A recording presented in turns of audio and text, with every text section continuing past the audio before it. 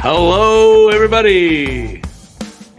Welcome to NorCal Sports Network. As the Giants, wow, the long ball tonight, all from Grant McCray as we welcome in Lou Marston. Wow, Giants win it 6-3 behind a career night for Grant McCray. Got to give the kid credit. Good to see. Giants win it 6-3, and you know, I'm happy that it was the kids, and we don't know how Grant McCray is going to do, but showed a lot of pop tonight, and that was big. Giants win it 6-3. Welcome everybody, NorCal Sports Network postgame show. We're heard here on YouTube, also on X, formerly known as Twitter. Guys, hit that like and subscribe button for us. Give it a like. We're coming to you after every Giants game. Believe it or not, we're a glutton for punishment. I mean, it's a rough team to watch. But tonight, Grant McCray, 2 home runs, 5 of the 6 RBIs. Lou, what do you think? You're muted, Lou. No, I'm here. Okay. Yeah, now we can. What do you think? What did you think of the performance by Grant McCray and the Giants tonight? I think tonight's game taught me 2 things. Even though the Giants are out of it, and this year has sort of been a disaster, we have found sort of 2 roughs. McCray, I believe, he's got such a unique swing that those balls actually fly off his bat like I haven't seen in a while. So I got to give McCray credit and Fitzgerald. And with the Giants going nowhere, there's no reason why we don't play the kids. I know Webb wants 200 innings. Again, shaky, get lucky to get out of the first with only 2 runs. Yeah. But, I just think if the Giants were smart, obviously who knows about Snell.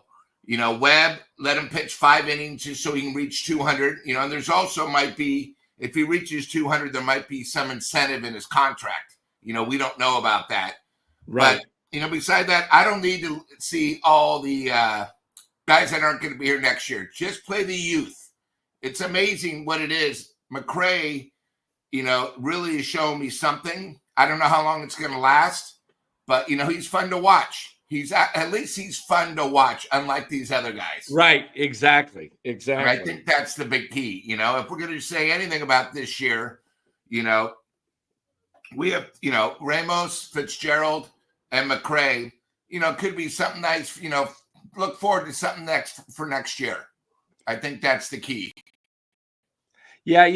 And I think what they could be doing is, this is good that McCray's performing well for 2 reasons. One, it's good for Grant McCray, and the Giants, but it's also, possibility to maybe he becomes a trade piece. If you're gonna get better, you got to give up something good.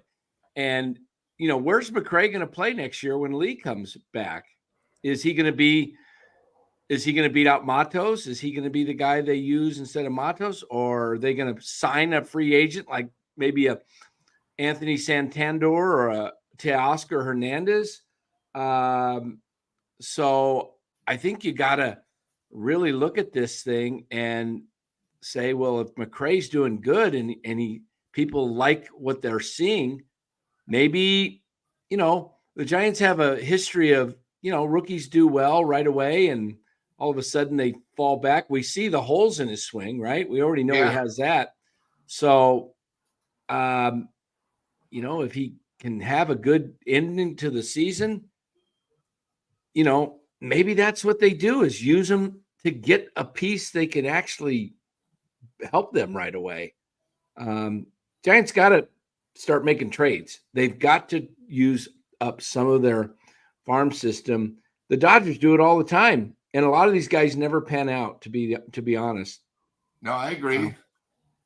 But, I'm trying to be a little bit positive. I mean, when was the last time, except for I think Fitzgerald had 1 game with 2 homers that, a young rookie hit 2 homers. When's the last time a Giants player hit 2 homers? Let's just say that in the game.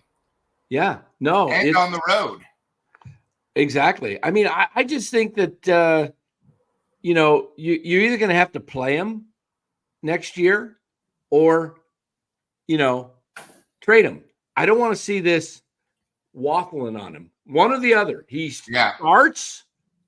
starts with Lee and Ramos and McCray, or it's, Ramos, McCray, and Matos and Ligas. I don't know. Something's got to go where you've got to have somebody's got to get either moved and I wouldn't be afraid to move off of Lee if you got a good offer. Yeah. But well, the other thing too is, with Fitzgerald and McCray being rooks, they don't cost anything. Ramos, they don't cost anything. So that means they have more ammo if they want to go after somebody, more money. And you got to remember, when you make these trades, a lot of the trades, the team you're trading with either want to trade an individual because they want to save money. But here's the situation with the Giants. You got Lee in center field. Yeah, he's going to be $20 million a year. But, I'd rather have Ramos. I think, he's a better bat, all-around player. But if we put him to right, can McCray play left? But, we're all talking about, Chapman and defense. McCray is better defense than what we had out. And if we're going to go at strictly best pitching and best defense, he's got to be out there. He's young. He's athletic. Yeah. He doesn't really make negative moves, out in the outfield, And again, I've said this before. I'm sort of sick and tired of Yaz. Yaz might. Oh, if anything, yeah. This has to. We got to move on. We keep talking about the youth. Give us youth. We don't need to trade him next year. I mean, we don't need to re-sign him for $10 million. Let's save that $10 million for somebody else. Yeah. It's hey, Shell, good to see you. Evening, Dan and chat. Be sure to like and sub. Yeah, hit that like and sub, guys. It really does help us out. We would really appreciate it. It means a lot. It all the likes do is it ups the algorithm and it pushes the channel out to more people. And we'd love to get bigger and bigger, guys. We're doing more and more things here. You've seen some of the interviews we've been able to bring to you. We don't want to just put out empty content. Okay. Dan, not interviews, great interviews. Great interviews. Pat yourself on the back. Well, thanks. Appreciate it. No problem. Yeah, appreciate it. Yeah. I mean, they're not easy to get out and obtain these things, and they take effort. And, if you guys would, we want to bring you the best possible sports information, entertainment, everything out there. Yeah. So, yeah, Yaz, I see Shota say Yaz, the fourth outfielder. The thing with Yaz, I'm fine if you're going to keep him as a fourth outfielder, but if you're going to start, I'd rather just move off of Yaz, and I'll tell you why. Because the moment one of these kids starts to have a 3-4 games in a row bad stretch, they go to Yaz. And then the kid's confidence, like they said, they got rid of Brandon Crawford this year because they didn't want Crawford looking over the shoulder of young Luciano is what the whole thing was. And then they don't even play Luciano. Yeah. Just, you know what? If you're going to go youth and get rid of Yaz. You can find a fourth outfielder that the thing about Yaz, he's going to cost you $10 million. You can find a Yaz for $2 billion. You already have somebody. Yeah. For less than $2 million. Yeah. You can use Matos. I think I'd rather have the kid, what's his name? Wade Meckler than Yaz. I mean, Yaz is going to be what, 34 next year? Yeah, I was just looking up his age. People, he's been around a while with the Giants. So his birthday was 90. So he's 34. He'll be 35 next year. What month is he born? I'm sorry? What month is he born? August. So he just turned 34 last month. Correct. Okay. So he'll be 34, almost 35. Yeah, it'll be 35 in August. So, you know what? the thing about Yaz, he's a great defender. He's probably a great guy in the locker room. If the role was he's going to be I just wouldn't pay the guy. Look what you did with this year. You did this with Cobb. He had a $10 million contract, and you could have got rid of him for $2 million, but you went ahead and you offered him a contract. You offered Yaz and Slater contracts. Waste. You don't have to tender these guys. It's called a non-tender, and they become free agents. You boot them off the 40, and you know what? Maybe if you boot them off the 40, but Farhan likes Yaz. Yep. But Farhan likes Yaz. Exactly. And Robert Boyd says Yaz sucks. I just think save the money and go after some guys that are actually worth the money. Yeah. I wouldn't bring Flores back at the money. It's cheap, but it's a mutual option, I think, or they can buy him out. How much money did they waste? You think about it. Yaz and Slater, that was $12 million. Back 8 and 4. Catcher, another 4. Yeah. You had Bart. You had Bart, Iman, 16 our million. Shortstop, another 4. Probably wasted close to $30 million. Yeah. Robert Boyd. Hey, man. Robert has got to be. I looked at his fantasy. I said, who's got McCray? And Robert had McCray, but he had him on the bench tonight. Oh, man. Missed out on 5 RBIs, and he's going to say, don't remind me about that, Dan. And Dan, I know it's a Saturday night, but can you find out what Steven Ortega is drinking? Giants. You know what, Steven?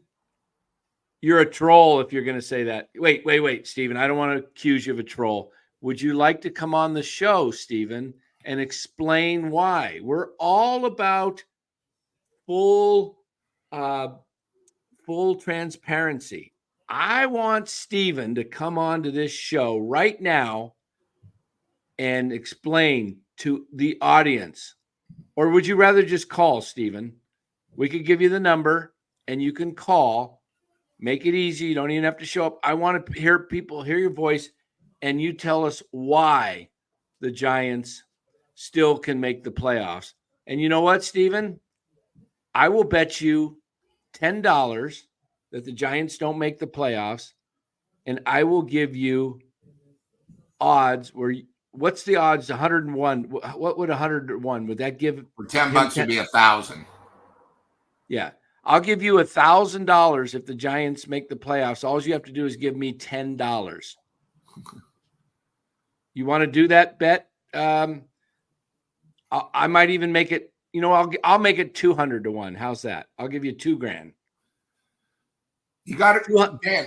One of the things we got to remember is the New York Mets won again. So even though we won, we didn't gain a game in the playoffs at all. All it is one game of the season now is done. The magic number dropped tonight because the Mets won. 11. It's 11. The Mets won. You're not. You're in it's almost mathematically impossible. In fact, Steven. But Dan said Padres were getting 2 out of 3 with the Giants. I sure did, Steven. There's a game tomorrow, and I guarantee you, tomorrow I'll be wearing that hat. And Dan, did you hear what's happening tomorrow? It's supposed to be 95 degrees. So the Padres management's going to give water and wet rags to help the fans out. That's cool. So I don't know how the Giants are going to be affected. Either that ball is going to be flying out tomorrow. And we don't even know who's pitching for Musgrove against who? Yeah, I don't know who's pitching for us. That's the problem. Yeah. Steven Ortega, do you want to game and who knows? And Steven, do you want to take that bet?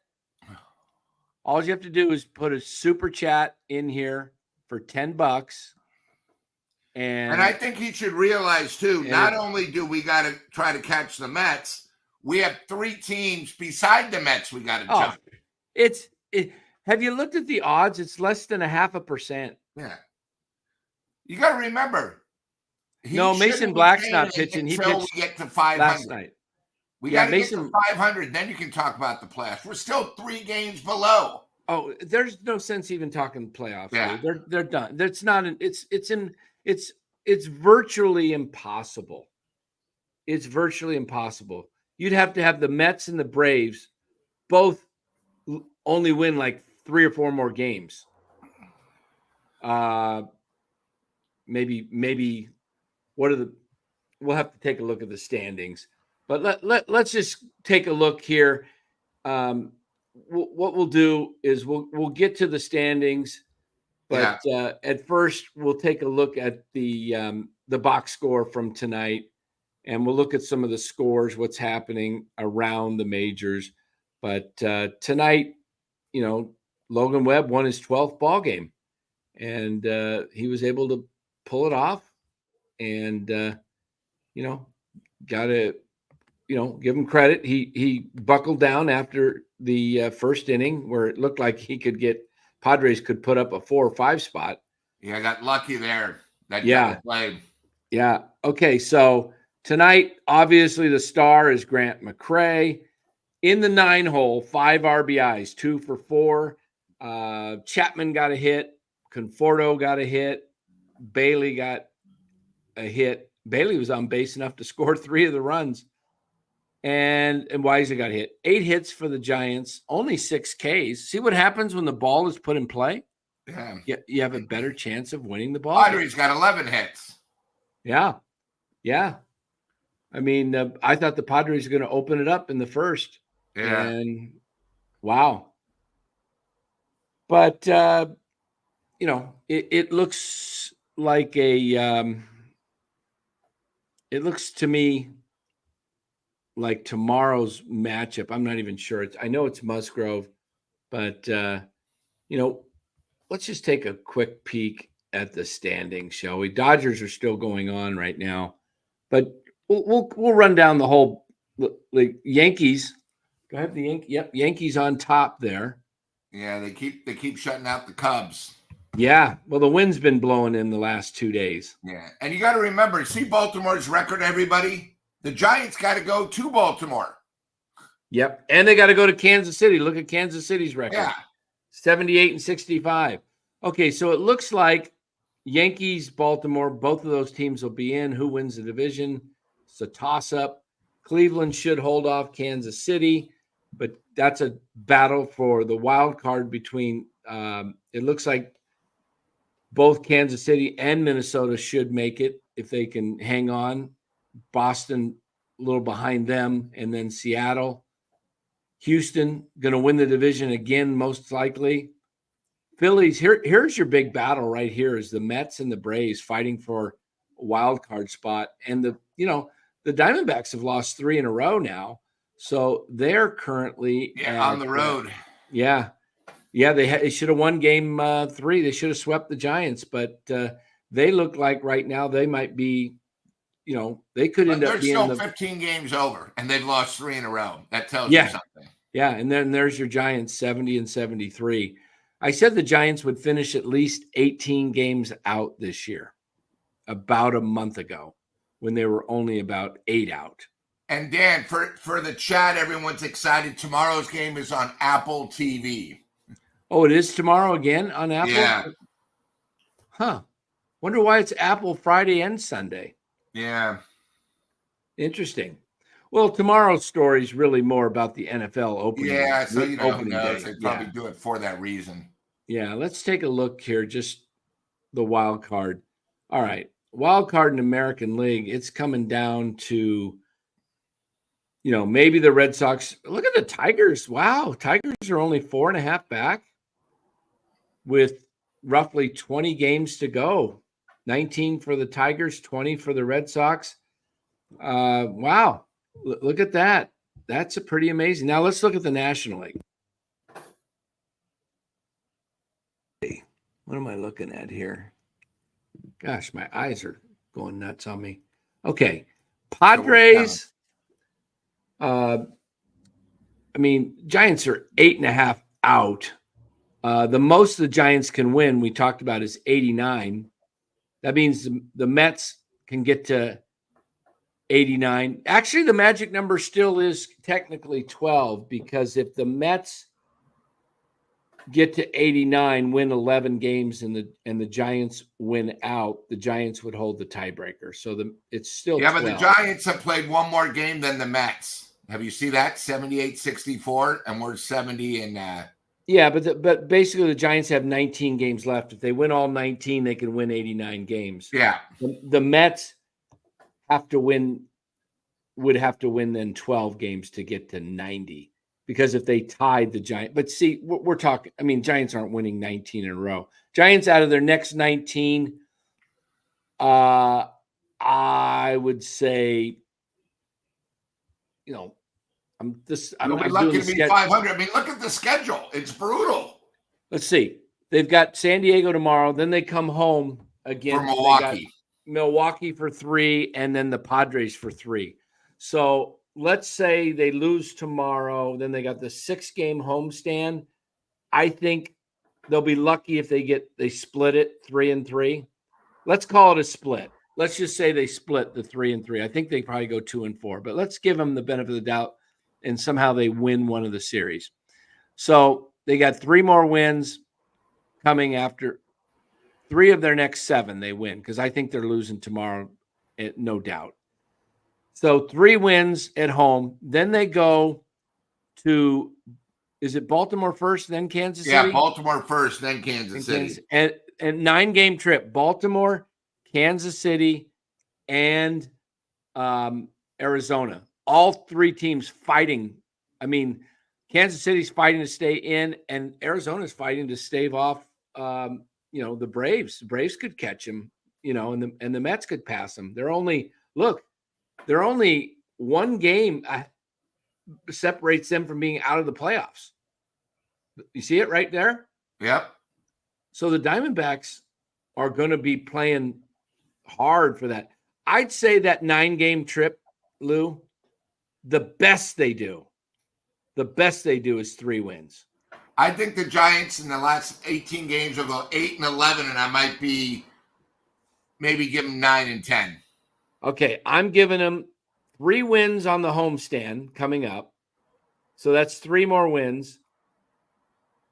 I'm giving them, what did I say the best they can do? 3 wins on the road? No, they have 19 games left. Yes, I'm talking about the 9-game road trip. I'm giving them 3 wins off of that, best. So they've got 3 plus 3, that's 6. And then I think they take 2 or 3 from the Cardinals. 8 and 11. 8 and 11, and they finish 78 and 84. There you have it, guys. That's my prediction, and I'm sticking to it. 8 and 11 in their final 19 games. 8 and 11. And I think they get eliminated on that 9-game road trip. Yeah, you predicted the 15th by next weekend. Yeah. So, that's still at home, right? Yeah, that's San Diego. So it might be a couple days after that. But Bivens is in the opener tomorrow. Okay.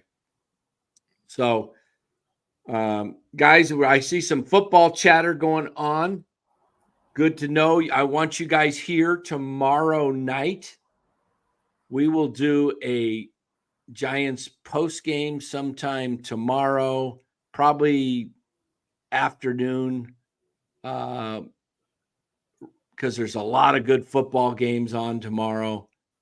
And we got the 10 a.m. games and the 1 o'clock games. So probably 4:30, we'll do the Giants post-game tomorrow. And then at 9 or 8:30 tomorrow night, right after Sunday night football, you're not going to want to miss this. We're going to team up with Larry Krueger and the Krug Show. Nice. We're going to do a joint NFL show. We're going to recap all of the games, and we're going to also do a recap, or not a recap, a prediction on the season. We're going to pick all of our division winners, our wild card teams, We're going to predict our NFC and AFC champion and Super Bowl. We're going to predict our awards. Who's going to win Rookies of the Year, Offensive Players of the Year, MVPs, Coach of the Years, Executives of the Year. We'll have a full NFL show for you at 8:30 tomorrow, right here on NorCal Sports Network. So tune in here if you love football, and we'll be running it through Larry's channel. It'll be like a simulcast. So we want the football crowd, guys. We're not doing Giants baseball 365. Okay. I will not do baseball 365, period. Today college football was pretty spectacular. Oh, yes. How about big upsets? Irish Cal Bears. The Bears big win on the road. SEC what? Yeah, that's right. Yes, that was awesome. And did you see I don't know who was watching the Cal game today, but they totally got jobbed. They had a interception in the end zone, and they called pass interference. The ball was thrown. The DB had inside coverage, and it was thrown to his side, and he just went out and got it. He kind of like instinctively started to kind of bounce off the receiver, but he didn't even touch him. Basically, he just went like boom. He kind of gave him and it was like the ball wasn't even close to the wide receiver. He had no shot. Anyway, yeah, they had two problems today that got called against them. Two situations. But and then Notre Dame getting beat at home. That's amazing against Northern Illinois. Isn't that the school that Kurt Warner went to? Did he go to Northern Illinois? He went to Northern Iowa. Northern Iowa, that's right. Yeah. Northern Iowa. Who's gone to Northern Illinois? They've had a few. I'm trying to think. SEC is the best conference. Every year it's the same crap. SEC, SC. I love it. This is, they never leave their area to play anybody. LSU's overrated. They got beat by a decent USC team in Vegas. Yeah. Come on. I'll tell you the truth. The best SEC team played today, and it's not Georgia. Texas destroyed Michigan. What? I didn't even see that. It wasn't even close. Wow. 31-12, and Michigan scored a late touchdown in the last minute, completely destroyed them. And they had 2 touchdowns called back. Texas is for real. And remember, they're now in the SEC, in case people forgot. Yes, that's right. And then this new situation, where they're setting up to make sure they have 3 or 4 SEC teams in it every year. I just think sometimes they get a little bit overrated. Every year they always say the SEC is the best, but my God, there were a couple of years like Florida never left the state of Florida for the first 8 games, and they don't play each other. Right. It's an unbalanced schedule. Yes. So, and you got to remember the commissioner who picked the first 10 years of the thing is a commissioner from the SEC. So they're a little biased. I'm not saying the best players don't play for them. I'm just saying the best teams are not always in the SEC. Right. So, last year, Georgia only played 1 team, except when they lost to Alabama in the SEC championship, that had a winning record. Come on. Yeah. Texas was ranked number 10, and Texas was number 3 against number 10 Michigan. Yeah, 31-12, and Alabama routed South Florida 42-16. Ohio State won 56-0. They're ranked number 2 behind Georgia, who won 48-3 over Tennessee Tech. Do you even know who Tennessee Tech is? No. Yeah, okay. I don't need to say anymore. How do they play these softies? Yeah. I guess everybody needs a softie on their schedule. The SEC schedule is we have to play the SEC, so they always play 3 cream puffs. Right. Every year. Again, I think SEC is exciting. This could be the year Ole Miss, who always has a great offense. Yeah. Tennessee has a great offense, but we'll see when they got to win in the trenches. Yeah, you know what? I'm kind of looking at where Cal is in the ACC.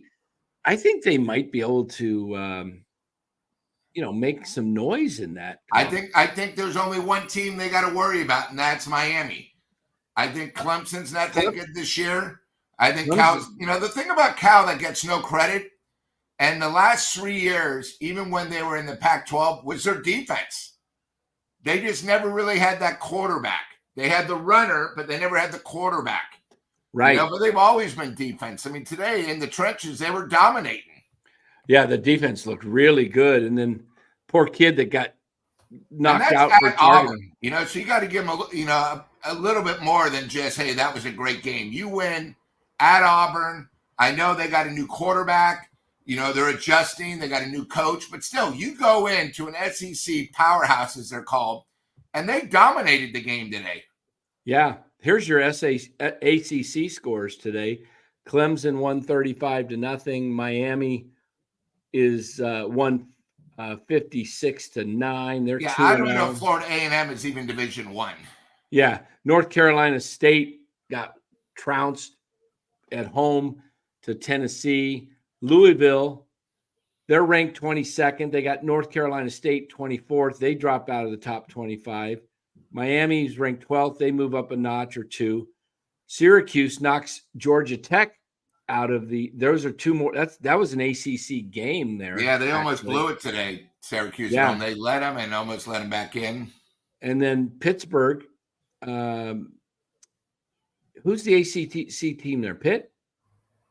Is Pitt at the ACC? Yeah, pretty sure because Cincinnati is the Big 12 now. Yeah. And then there it is, Cal, 2-0.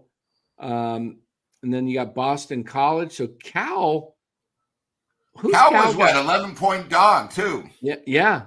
Did you hear who the announcer was today? If you were listening, you knew that. Yeah, that's why I listened to the Giants game. I didn't have to listen to Mr. Complain. Oh man, who does Cal have next? And then so, if you look at Cal's schedule, it'll be interesting because with their new schedule, you don't know who they're playing here or there. Right. Let me look at their schedule here. Is this up right now? Their schedule? Yeah. Okay. So they've got they're at San Diego State at home, so they have a good chance to go 3-0. Yeah. And then they go to Florida State. Then they get into the ACC games. Miami, they have Florida State would be an ACC game. Oh, the rest of the year after San Diego Florida State, is 0-2 this year, so they could take them with their defense. Yeah, and then they got. But look at that Miami game. That might be prime time. Yeah, that could be, and that would be sweet at home. Then they go to Pitt. Then they are home for 2 weeks. North Carolina State. How did Oregon State sneak into this schedule? It might have been made up from last year because, the Pac-12 only has Oregon State and Washington State. So they're sort of independent. So maybe they just play teams on the West Coast. Now, just so you know, Washington State and Oregon State are in the league for basketball with USF and Gonzaga, but only for hoops. In the Gonzaga? The Pac-12 teams are in the WCAC. Oh, okay. Yeah. You think they'll ever try and reform the, a new Pac-8 or Pac-10? They try to do it, but, you got to remember those guys now, them two get all the money. They get everything. So no need to move on. Wow. So, and then who knows? Maybe, with Stanford, I know they beat Davis, but this ACC schedule, if they can get past Florida State, Miami is definitely legit. But the rest of the schedule, they can do very well. Could be a bowl game. And who knows? Maybe the big game this year would mean something. Yeah, it would be nice. It would be nice to see that for sure. Well, there you have the schedule for the Pac or the ACC. It feels weird to agree. ACC. Yeah, I heard today that the Cal will have to travel like 21,000 miles this year, and they were saying, was it maybe they were talking about Auburn, only like a couple thousand miles. You know, I mean, when you're out there kind of in that country and everybody's all around you, and then you're playing your non-conference games too, right? You know, with teams in that area. I mean, I don't know how that's going to work, but you know, UCLA, USC in the Big Ten, along with didn't Oregon and Washington go in the Big Ten too? Yeah. And then Arizona State and Arizona went to the Big 12. The Big 12. And which would be Colorado, great for basketball. Yeah. Colorado went for to football. You got to remember the Big 12 lost Texas and Oklahoma. So they went to the SEC. So it's not like the Big 12 is fully loaded. I mean, yeah, you got Missouri, who's good. Kansas is decent. Kansas State. But it's not like it's murderer's row. Yeah. Oregon is losing right now. Wow. Boise State, take the points. Most exciting player in football. For Boise State? Oh, yeah. He had 6 touchdowns last year. Okay. Yeah. You know, last week, excuse me. Or last week. Boise State's that's a football town right there. I've been through Boise. It's pretty Still rabid. The greatest bowl game, probably. Well, the second greatest bowl game ever. Against Oklahoma? Against Oklahoma in the Fiesta Bowl. Yeah, that was wild. That crazy trick play at the end. Yeah. For the 2 points. Where just nuts. Kind of held it back, and then, or was that the one he held Hail Mary? And he sat it down. Or pretty wild. Yeah.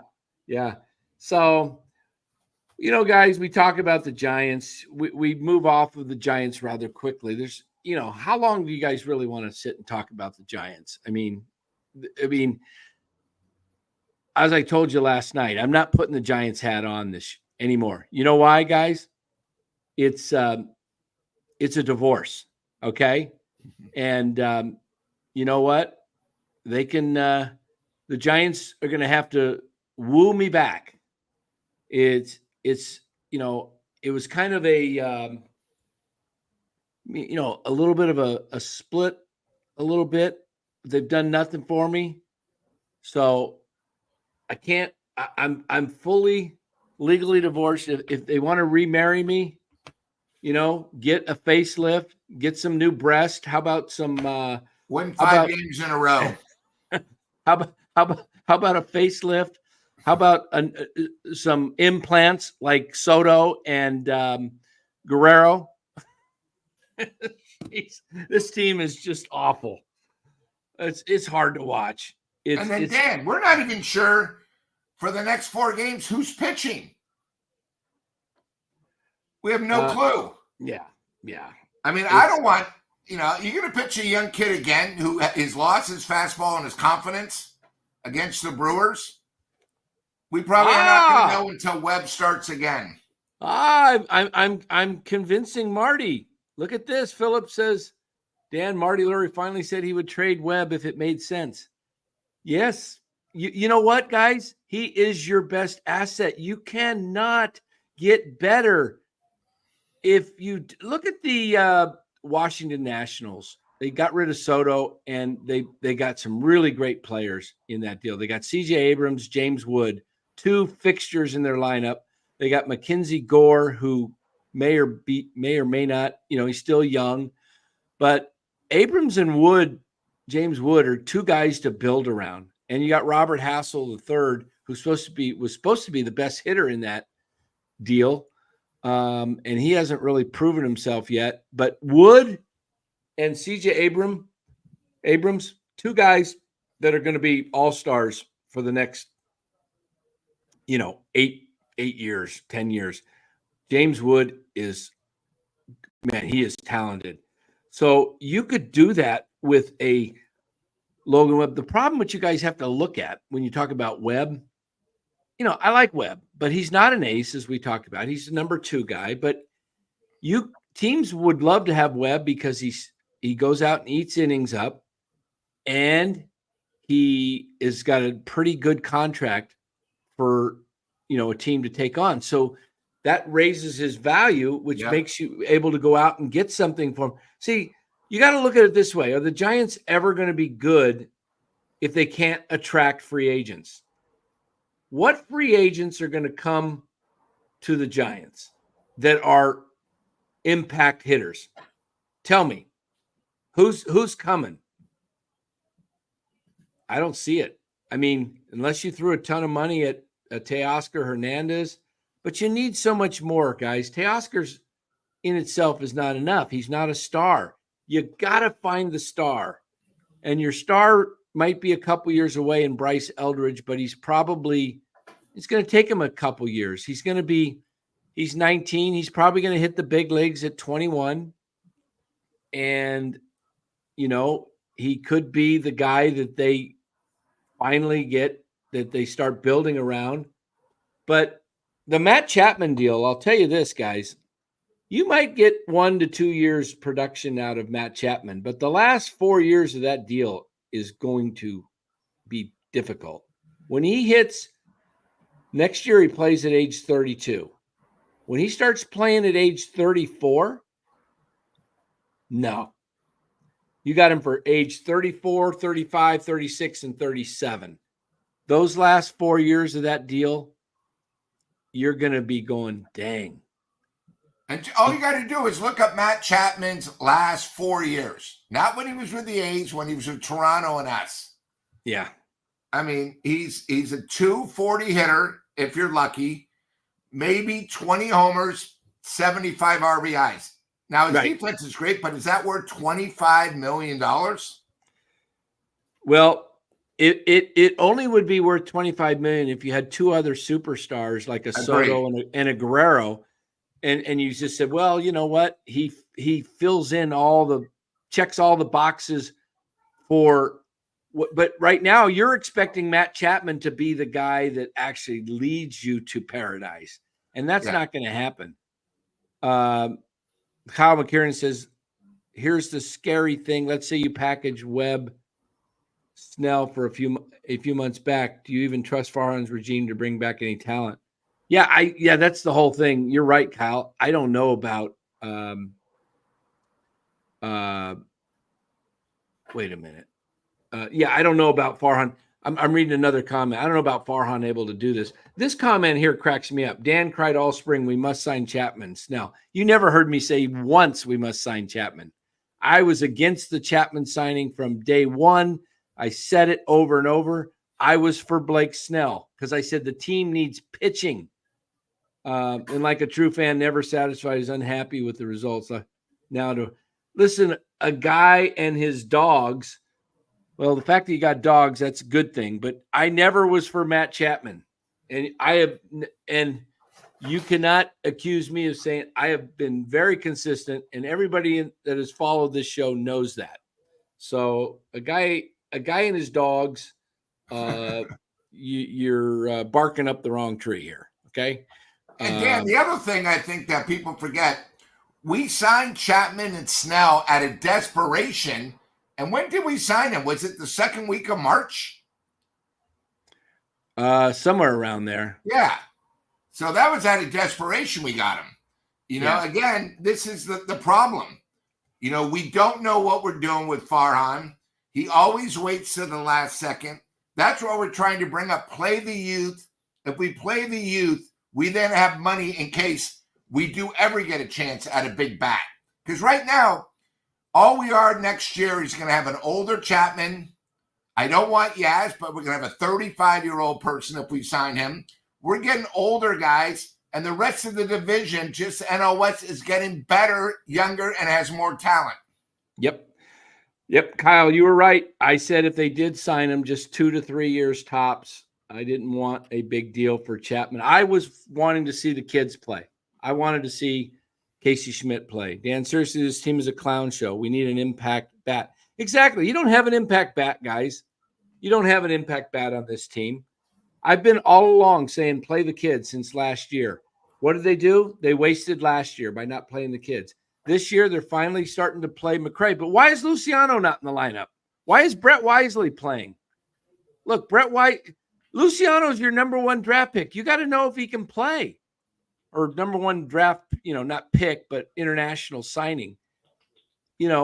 you already did this to Ramos. Just let the kid play. If he doesn't hit, so what? At least he gets some at bats. He needs every day at bats for the 19 games remaining. 19 times 4, you can give him 76 at bats. 80 plate appearances. Look, why would he want to even stay with us the way he's been treated?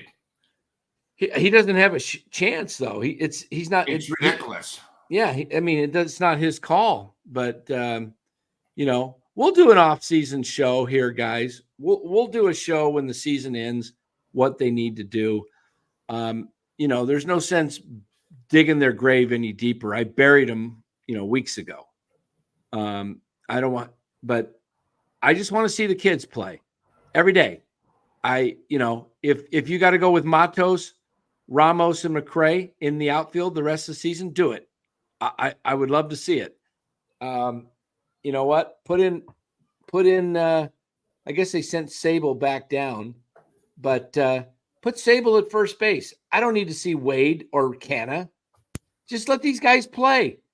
You know what? If you got 19 games and they win you 7, you're going to only win 8 at the most with the vets. It makes no sense. It just play the kids. You know what?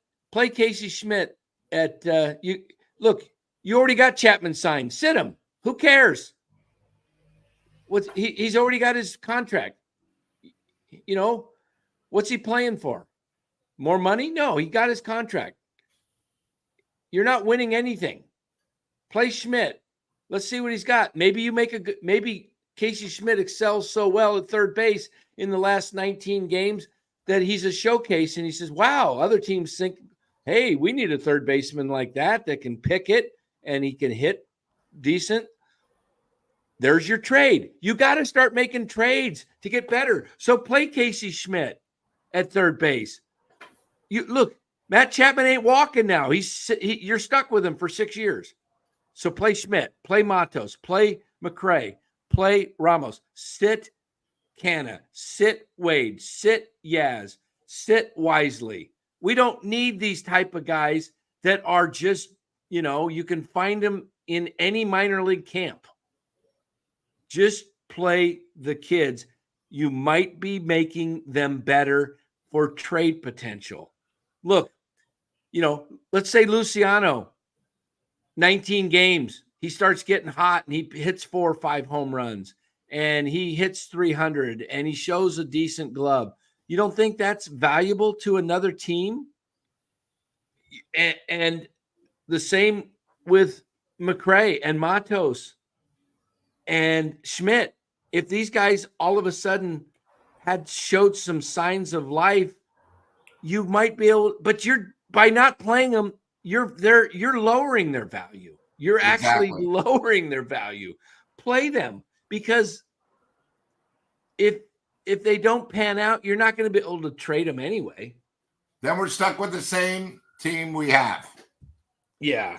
4th in the NL West. Absolutely. That's exciting. Absolutely. The only way the Giants climb out of 4th place is if they can make some good trades. And I think to do that, to make good trades, you got to get rid of Farhan, because he's not going to make the good trades. And he certainly can't sign the free agents. And I don't know if ownership's going to give them the money after they gave him the money this year, the highest payroll in the history of the Giants franchise. And look what they got. They're under 500. And you can't, worse record. Yeah, you can't say, don't blame me the injuries. Don't give me no injury crap, because every team's got it. Every team has injuries. So I don't see, the Yaz's and the Confortos and the Cannas and the AJ Pollocks and the Nick Ahmeds and the who else? The guys they pick up that are just Canna. Yeah, I said Canna. All these guys, look, they're all just over the hill, kind of washed up. I mean, I don't want to say Conforto's completely washed. I don't think he is. I think he needs to be in a better situation where he can play more. And have you seen his stats on the road compared to at home? They're pretty good, aren't they? On the road, he's like 863, and at home, he's like 602. Wow. They were talking about it on the radio. That's terrible. That's terrible. See, that's another knock. Who wants to come to Oracle? Guys, you're not getting impact hitters in the free agent market, period. Don't even, other content creators and stuff, they can talk all they want about Soto and hype it up. It ain't going to happen. And if it does happen, man, I'll gladly eat humble pie in my face. If Juan Soto does sign with the Giants, I'll put a cream pie on this show. I'll just take a nice whipped cream pie and I'll put it right in my face. And the buster will take it from there. Yeah, and we'll say I will eat the humble pie. But yeah, and Dan, that Susan Slusser the other day when Chapman signed said he's already talking to other players that they might be playing with us. I mean, come on. Yes, MF, it does. It does. And anybody who says it doesn't, of course, they don't know what they're talking about. I've heard other content creators say, no, that doesn't. That's crazy talk. It happens in every square, the biggest tourist part of San Francisco. Yes, it happens in. People say, it happens. Oh, there's shootings in every city. You can't get on San Francisco. Look, guys, perception is reality. San Francisco gets talked about more nationally as a unsafe place, a dirt hole, a place that no one wants to come to because of the streets and the whole life. Do you think some guy's wife, some player's wife is going to say, "Oh yeah, honey, let's go to San Francisco. We can enjoy the life there in the city. Come on."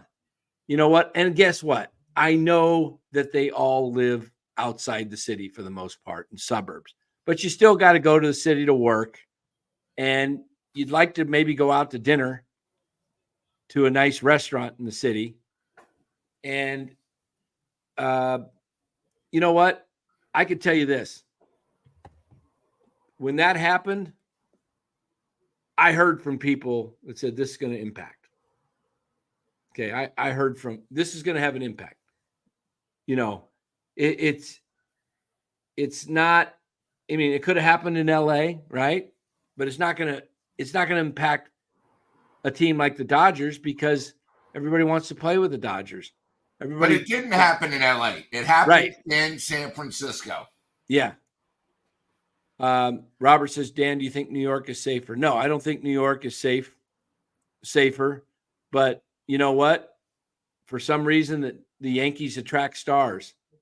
I don't know. I mean, see, San Francisco already has an issue with a lot of theft, and they don't prosecute it. And that's the problem. Lou, you live in San Francisco. It's bad. I live by the Walgreens that's always on TV, and I've seen it before. They have this horrible rule that if it's below 900, it's becomes a misdemeanor, which basically means you go in, you get a slap on the wrist, you go right back out. It's horrible.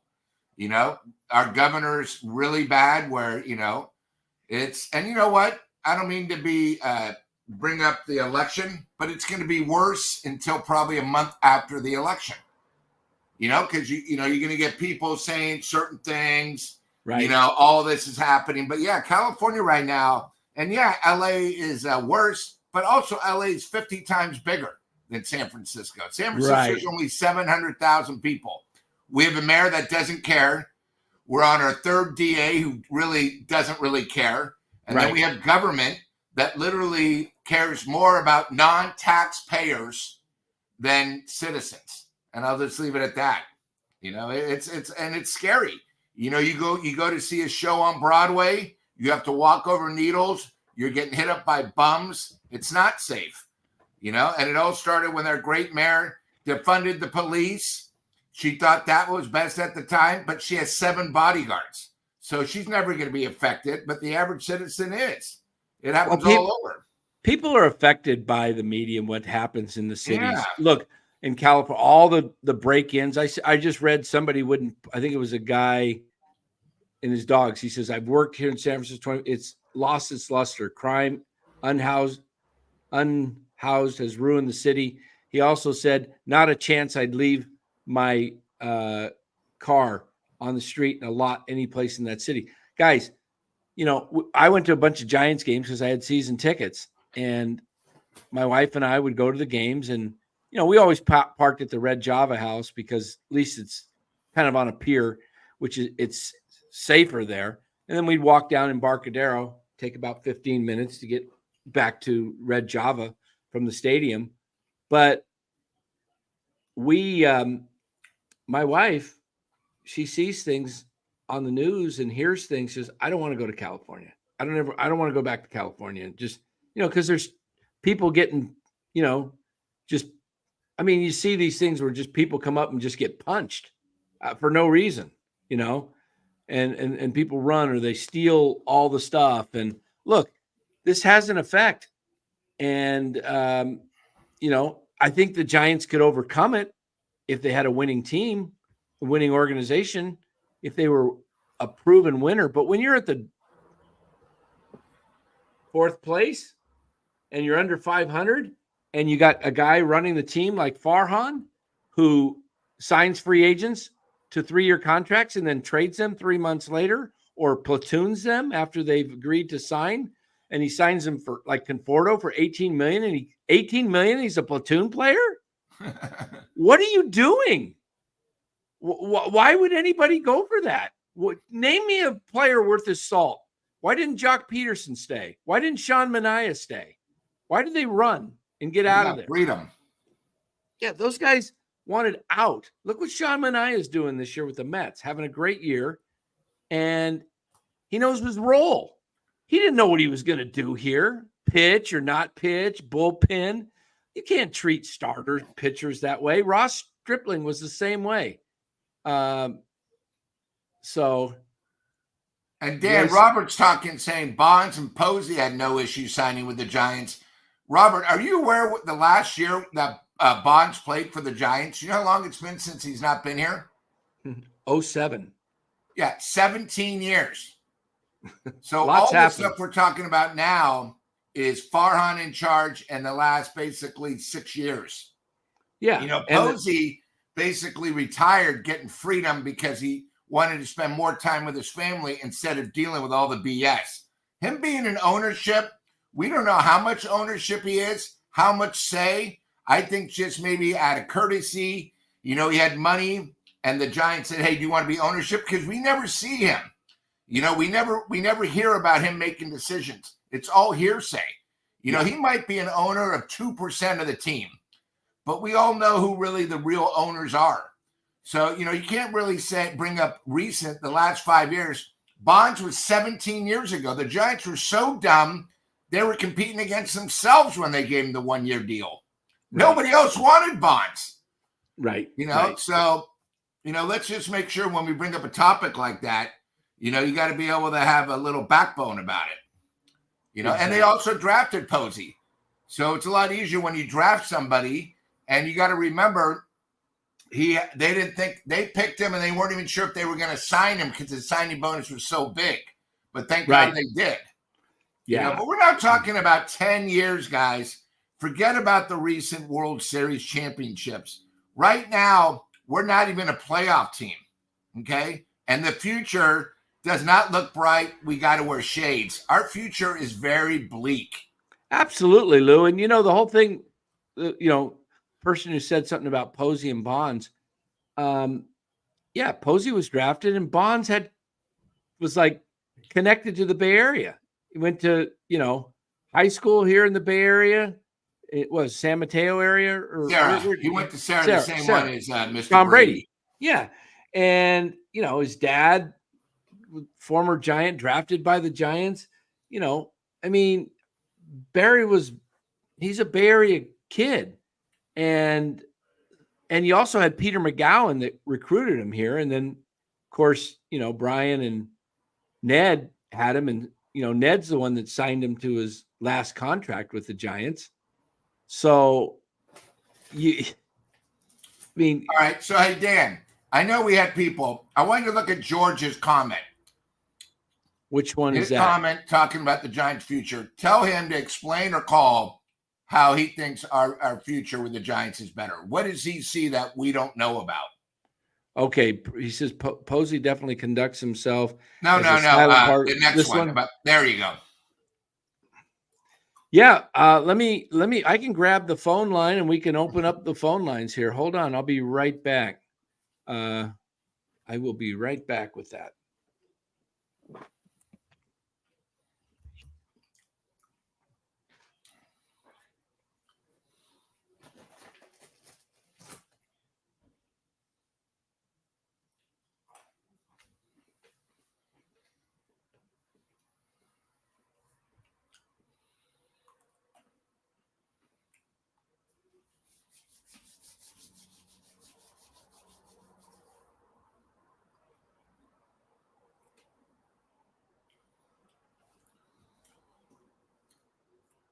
George, you can sort of tell us why you think next year and 2026 we're going to be in a better situation. And remember who we're competing against. Dodgers next year are going to be better than us because Ohtani's going to be pitching. We're not going to have Snell, so we're going to be losing our ace. You know, I think it's very bleak. You know, Conforto is going to be gone, so there's another bat we're not going to have. You know, Arizona, you got to remember, Arizona's making this big run, and their best player was out for 6 weeks. Okay, they went 19-4. We can't win when you can't win more than 4 games. And, you know, we'll see. The rest of the schedule is against teams all above 500, and we know what our record is against teams better than 500. We're not sure how Harrison's going to be next year. You know, our pitching right now has more questions than we did before the year started. We're not sure how Lee is going to be in center field off his injury. Giants still can't hit in the clutch. You know, it's very bleak. But I'd love for you to tell us why, you know, you're so optimistic, and tell us what we're missing. Is there somebody in the farm system we're not mentioning? Did you speak to Susan Slusher and she gave you that the Giants are going to sign somebody? Because this free agency this year is horrible. There's no superstars except one, and we're not getting them. All right, I'm back. I stopped and got a little snack too. There you go. Luke, Dan, while you're getting some, George, you know, I asked him, I said, was he speaking to Susan Slusher and maybe he found some inside information? Because it's not our farm system that's going to help us. We're going to lose Snell. Conforto's probably going to walk, so we're going to lose another bat. You know, and you got to remember, Ohtani's coming back next year to pitch. And you got to remember these other teams like the Padres and Arizona, they're going to spend money and go after the free agents that maybe we can't get. That's the other thing. They're going to try to improve our team. It's not like we're the only ship on the water. Yeah. I mean, look at a guy and his dogs. Next year, you got Lee, McCray, and Ramos. Okay. Where are the bats hitting in the clutch there? Those are all more single batters. And Ramos, you know, hey, he's had a great year. But next year, you got to remember the whole summer, the league is going to get the word out on him. It's tough. That's why they always have things called the sophomore jinx, you know, the sophomore slump. Right. You know. Exactly. Oh, wait a minute. Is this what am I doing this right? You know what? I'm not doing that right. Hold on here. I don't want to post a comment. I'm going to make a banner. You guys want to call in? Call in phone number. All right. 67. What is it? Oh, what is the number? 707 673 6060. And George, we're not being negative. We just love to hear from you. We gave Robert a bad time, and guess what he did? He called in last week and spoke. A couple nights ago, yeah. Yeah, so that's what it's all about. So who was that we asked to call in? Philip. No, it was George. I'll call in. George, Give me the sorry. number. George. No, who mentioned that they were going to be better next year? Or I thought it was George. Or was it a guy and his dog? Who was it? No. And George says, I'll call in. Give me a number here. Let me try to find it. I got it right up there. It's not bleak. I have to disagree. George, is it Corey? Khoury at 912. Yeah, I got it. Okay. I see it. It was George, Mark said too. Yeah. Okay, the line's open. The phone number is up. And there it is. George Curry, it says. There you go. Welcome to the show, George. What's up, Dan and Lou? All right. How you guys doing, fellas? Doing great. Great to have you on, George. Thank you for having me on. Give us your thoughts on why the future is not so bleak for the Giants. Well, I'm always a positive person, so that's one thing. And I get what Lou is saying, and I get what you're saying.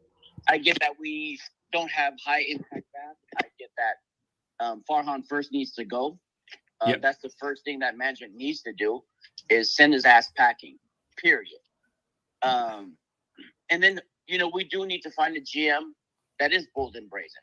We need to make decisions, whether it's trade Webb or re-sign Snell or whatever the case may be. But for me, the first signing I would do is I would sign Adames and put him at short. Yeah, I like that too. I agree. I 100% agree with that. I don't think Fitzgerald, and I like Fitzgerald, but he's not a shortstop. No, he's. I like Fitzgerald as a Chris Taylor type guy that can move around the diamond and give guys a spell that are maybe either need a day off or they're slumping. I think he can start, but if he's going to start, he should start at second base. Right. My thing is, I think he can turn double play fine. He's got more range at second base than he does at shortstop. The 5-6 hole, when he's in the hole, throwing from the hole, he doesn't have a strong arm. Correct. So getting somebody like Adames, who you could bat 4 or 5, most likely 5, push Chapman down, of course. Right. Obviously my dream would be to give Vlad and Kyle Tucker and Adames, because then you have a 3-4-5 kind of combo right there. But I don't know that we have the prospects to get both Tucker and Vladdy, or even one of them. I'm hoping Tucker's value might get low. But again, Farhan plays with these prospects like it's fantasy football. I mean, I kind of heard on KMBR, like he picks his players like somebody would off the waiver wire in fantasy football. Yeah, exactly. I heard that too, Marcus and So and it's true. Like you gotta stop playing around. Like to me, Yaz is a good baseball player. And I'll say this. He's now we need to move on from him. We can't pay this dude $10 and $12 million to be a good right fielder. Right. And to have 35 RBIs and 12 home runs. Right. Like that's just you just can't do it. But to me, he's a very solid fourth outfielder. He just would be. Yeah, I would not offer him a contract and bring him back as a non-roster, and then you can sign. If you're going to offer him a contract, it can't be more than $2-3 million. Well, if they offer a contract, the problem is it's the arbitration. It's based on how many years he's playing. So you can non-tender him, like you said, okay, and then later on, if he doesn't have the offer he wants, and he wants to come back for $2 or $3 million, I'm not opposed to that. Right, I wouldn't be opposed to that either. Yeah, because I think he's a good clubhouse guy. I think he would be good for the youngsters. But he's fighting for his career, right? And playing every day. But the first thing I would do is, now would I sign Snell? It's kind of hard. And look, I like Chapman. I think he's a very good baseball player. I'm not as high on Casey Schmidt as you are, or maybe Lewis. I think he's got a great arm. I think he's got pretty good hands. He doesn't have quick twitch, side to side like maybe Chapman does. Right. I've heard Cody even say like, "Oh, I've seen him make the same plays that Chapman does." Well, first of all, if you see Chapman, he's always playing at the cut of the grass. So if he's charging a ball, and he's charging a ball that's, or going side to side on a ball that's 108 miles off the bat, as opposed to the minor leagues when the ball is like 98 miles off the bat, maybe, or 96. And so the range is completely different. I get he sucks with runners in scoring position. I don't think it's his fault per se, because that's not his strength, right? So we know that he's a 22, 23, maybe 24 home run guy that's going to get you 70, 75 RBIs. I'm okay with that. I wasn't okay with 6 years, but when you're the Giants and you're that desperate, it's kind of like the Niners in 2017 or those years in like 04, 05, 06. You can't sign nobody unless you overpay them. Right, exactly, and that's a good point, and that's what you can't get talent in here, and he didn't do jack nothing for years before. Right. So you hear the fans. He knows his job is on the line. So and he knows Bo Mill likes Snell and Chapman. Okay, so let me kill a few birds with one stone. Let me sign Chapman. See what I can do on a low. See what I can do and convince the to get an opt out and blah blah and the short term deals, like he's not going to sign Adames for less than 5, 6, 7 years. Right. And he's going to go through his 29th season. But the thing between Chapman and Adames is they're both very athletic. Right. And they have when I look at Casey Schmidt, he's not as athletic, not nearly. He's a barrel chested dude. He's a bigger guy, but his body, to me, the wear and tear of every day, I don't see him playing every single day for the next 7, 8, 10 years. I just don't see that. Maybe not. You might be right on that. I'm not saying Casey is the answer. I just think they needed to give him a shot to find out if he is or isn't. And and I saw him at second base, and I'm like, one thing I noticed about him, against the A's, damn, you leaned right, but the ball's going to your left. So, you can't be moving around. You can't be, your hips can't be moving one direction and the ball's going in the opposite direction. Yeah. And that's the thing I pissed up on, so for me, and that's a young player, he's not playing every day. Now he's not playing every day and he's out of position. The guy's played third base his whole, career. And then the Giants. He played shortstop in the minors a few years back. Yeah, for a little bit, but he mostly played third base until last year and the Giants converted him to short. I honestly think right now, I don't see. I mean, if Toronto was like, hey, I'll take Wisenhunt, Matos, Luciano, and a low ball A player, I send him packing. You could have Harrison too. I just would. You mean for Vladdy? For Vladdy. Well, maybe you can get Bichette in that deal too if you're throwing that much at him. Bichette, you know what? To me, he's like a diva. You didn't want to play this year because you're uninterested in playing for a team that might not win. And so, to me, I feel like he packed it in. Even though they say he's got a calf injury or he's got a back injury, this and that, to me, I only see him playing for the Dodgers. Yeah. He wants to be Southern California, with his little wavy locks. I want somebody, and this is why I like Adames. He's a dog. Yeah, I love Adames. We need a dog on that team that sits there and goes, "No, we're not losing today." Right. That's where Chapman is valuable because Chapman's a dog, and if you get more guys like him that have more talent, then Chapman becomes a valuable piece for a couple years. I don't think the Chapman contract ages well because he has struggled to hit 240 the last several years, and I think what's going to end up happening is his bat speed as it starts to just a little slight downgrade in the bat speed, and he already swings and misses a lot. What's going to happen when the bat speed goes?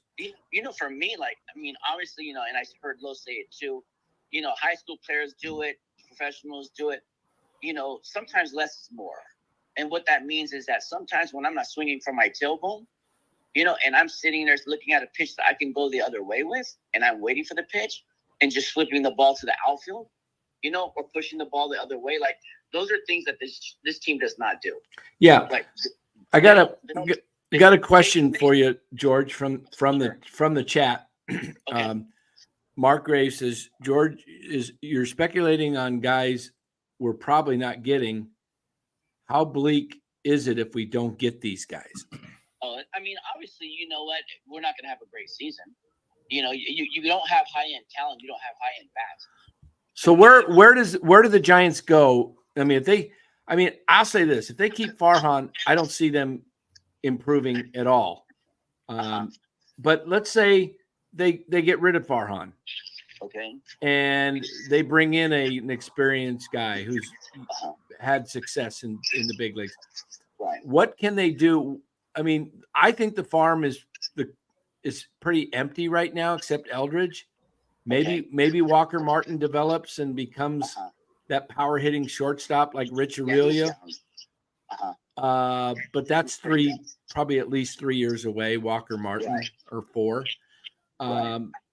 So where is the talent coming from? I don't see the talent at the that they have in the minors that's ready to contribute in the big leagues. Well, I think part of that is the way the Giants are going this year, right? So we know after the All-Star break, you kind of have about a 15, 20-game window to see that if you can make a run, and you're playing maybe 600 ball, then maybe you kind of go for it at the deadline. Okay, so now we see that doesn't happen, right? And instead of trading Conforto, instead of trading Yaz, maybe Snell, I prefer to have kept Snell because I think we need high-end talent. We don't have any high-end talent. And that's the problem, is that if you're selling off high-end talent and you're not getting top 100 prospects back, right, then that's a problem. That's bad business. Where can they get better? My suggestion, you have to get better in trades and free agents. Right. My suggestion is you don't have a lot to trade, though. You only really have Webb as your biggest asset. Well, look, you have three or four players that because they have had too many at-bats or played in too many games. You have Harrison. He graduated from the top 100 list. Right. You have Bergeron. He graduated from the top 100 list. You have Matos. He graduated from the top 100 list. You have Luciano. He graduated. These guys have too many at-bats and too many games, right? So you sit there and go, either play them.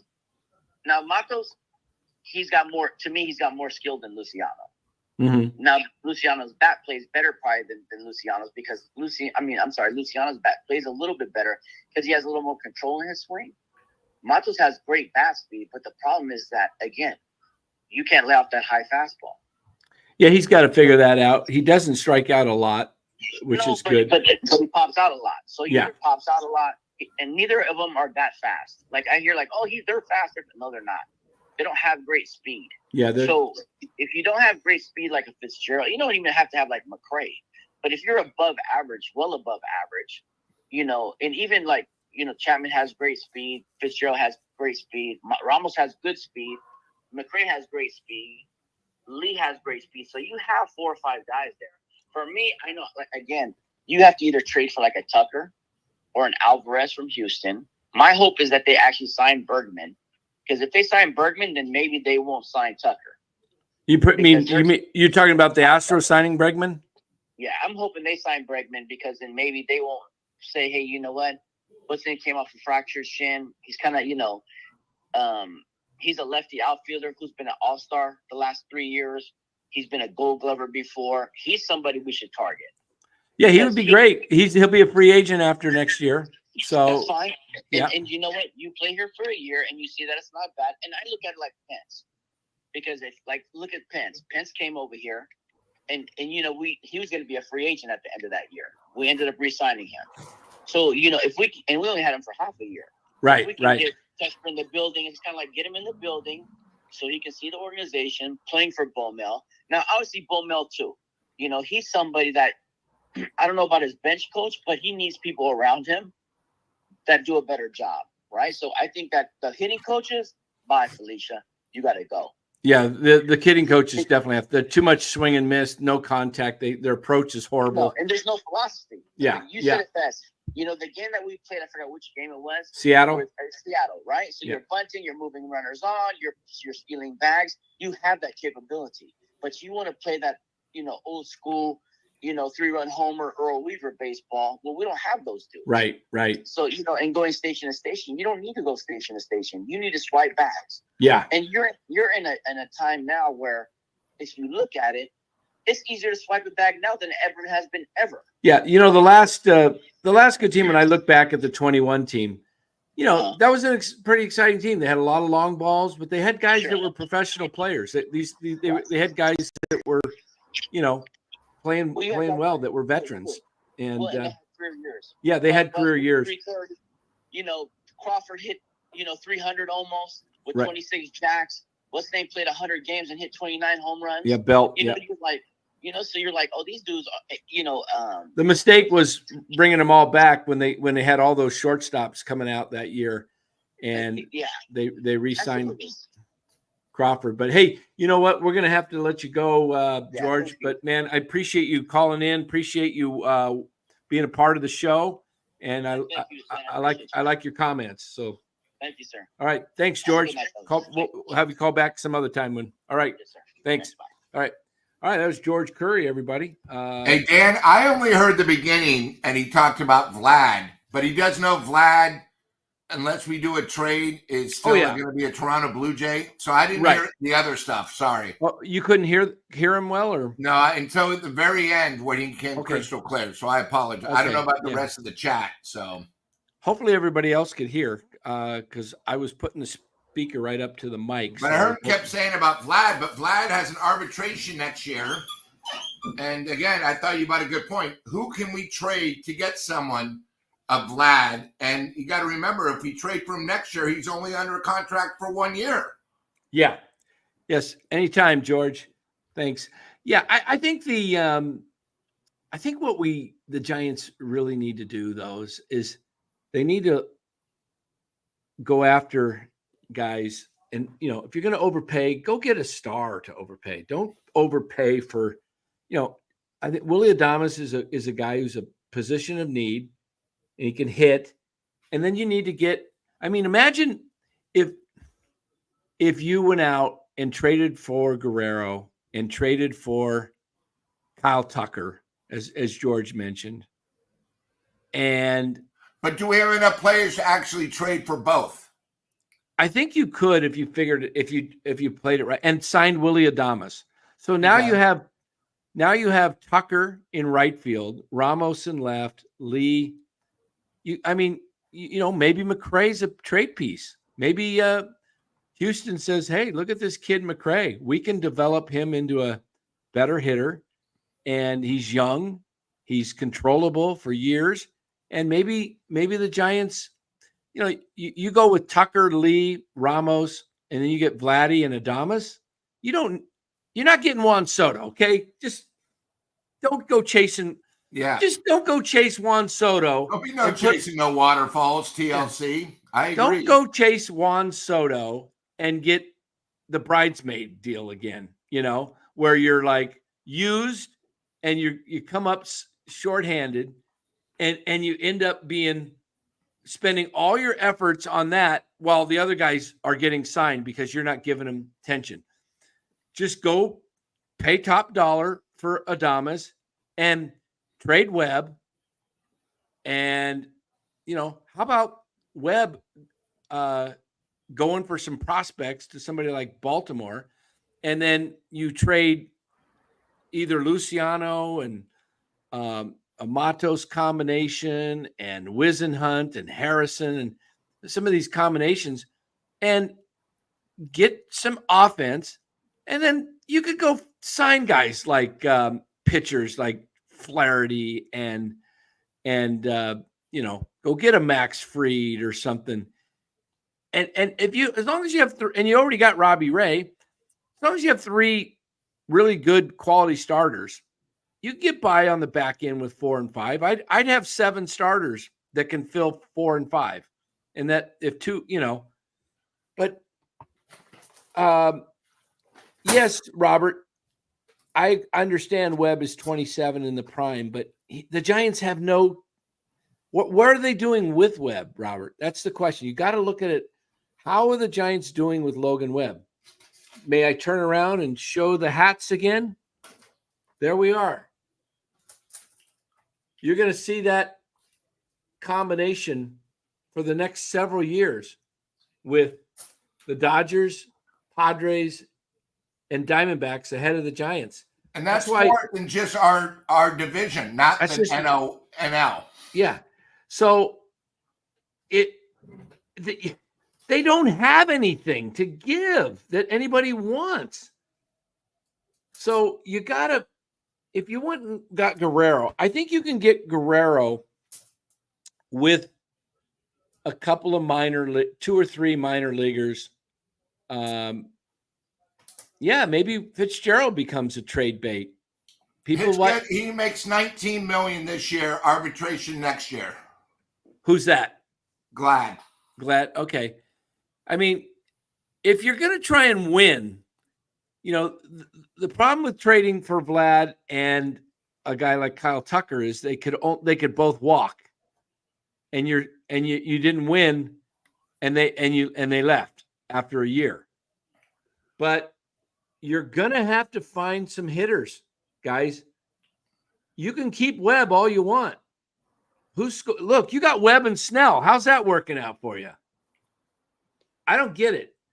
I mean, yeah, George, hey, we all know the Giants have the money, but it's the guy that's buying the products, Farhan. He's the problem. He's always spending money on projects. Someone that's coming off an injury, someone that was good 5 years ago, someone that was good 8 years ago, but he's from the Bay Area, so why not? It's gotten old, and it hasn't produced. Farhan's like an ex-wife. Here's $1,000. Go buy groceries. You get groceries for about $300. She doesn't give you the change back, and you're still hungry.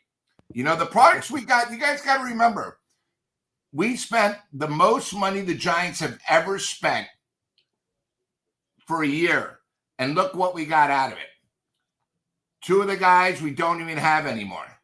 We also signed a pitcher, and Robert Ray, who's coming off an injury. We're not sure if he's ever going to come back the way he was. We've done a lot of projects, and they've all come back a pie in Farhan's face. Yeah. Soler. Soler now, he was probably happy to get out of here. Oh, sure. Yeah. I mean, you've heard a lot of guys that have left. Yeah. And you got to remember, Farhan invented, let me give you a 3-year contract, and after the first year, you can opt out. I never heard of that in the last 5 years, except with Farhan. Yeah. Red L gets it. Red L gets it. Signing Chapman to 6 years does not make you a contender. Absolutely does not make you a contender.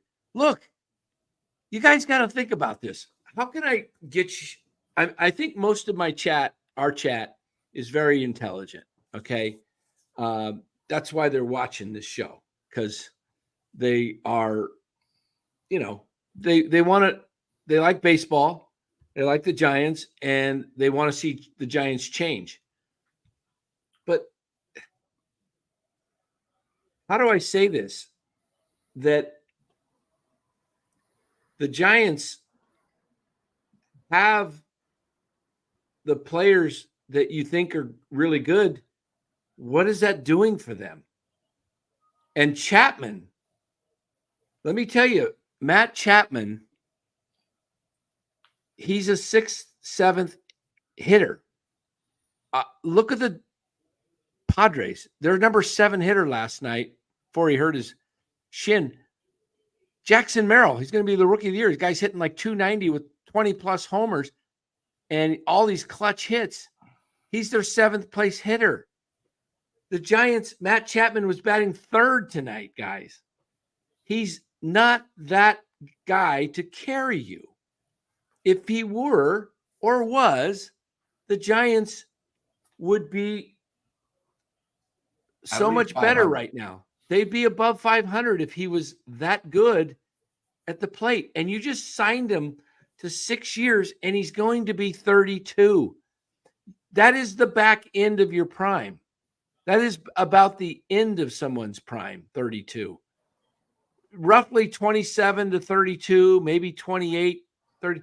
Look, did you guys look up his stats the last 5 years with Toronto, where he had a lot of people in front and behind him.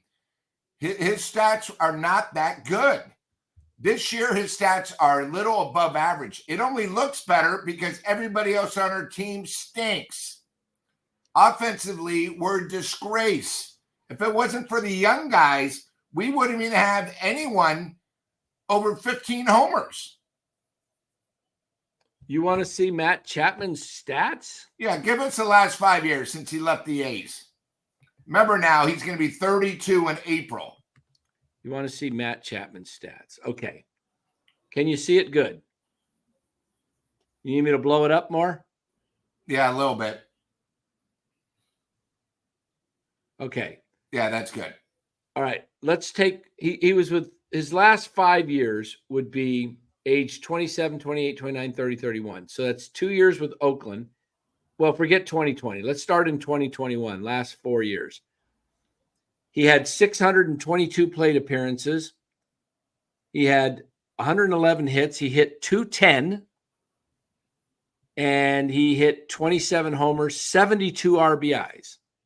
And he struck out 202 times. Wow. In 22, he got traded to Toronto. He had 538 at bats, 621 appearances, almost identical number of plate appearances, a little more hits.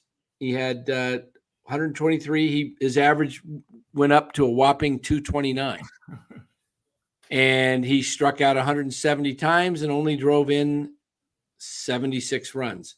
23 last year, 581 plate appearances, 54 RBIs, 17 homers, a 240 batting average. And this year he's hitting 249. After tonight, where is he hitting? Let me take a look here.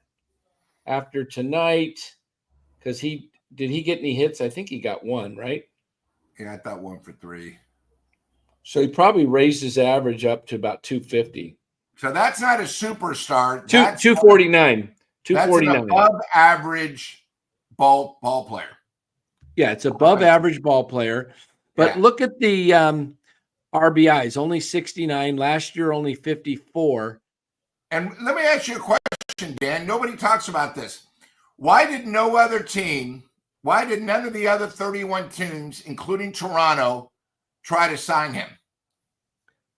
Yeah, and let me tell you something else, guys, to think about. What do you do?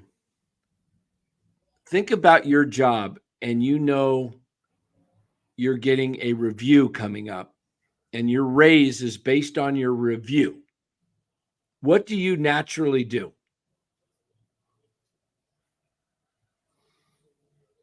Anybody? What do you naturally do?